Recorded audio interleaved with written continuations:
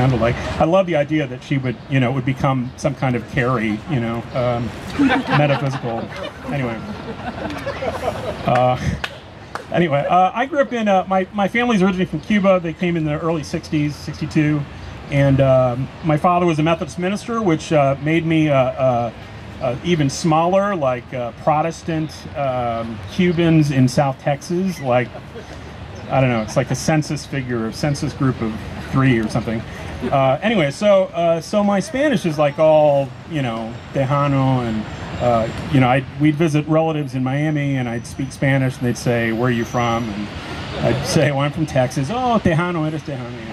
And but growing up in Texas, I'd speak Spanish, and people would say, "Well, where are you from?" You know, I'd say, "Oh, well, you know, I was born here in Texas, you know, but my parents are from Cuba." "Oh, Cubano." You know. So it's this whole blended thing. Anyway, this my new book really kind of mines some of those early stories. This is titled "Mama Makes a Local Paper."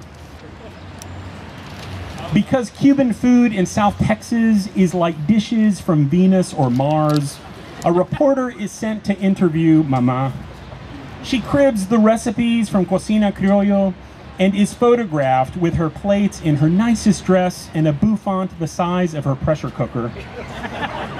The reporter asks, "Is it spicy?" and betrays the fear that if a name is accented, it will surely burn your tongue. My mother demurs and reassures that the spices we use are mostly onion and garlic, but wisely withholds the amounts, which would undoubtedly alarm the stomachs of Middle America. It's 1974, and Corpus Christie, Texas has never seen a thing like this. Looking back at the newspaper clipping, my mother appears now as a pioneer. Boldly, she made the first fricassé south of San Antonio, the first ajiaco, the first ropa vieja, and certainly the first congri.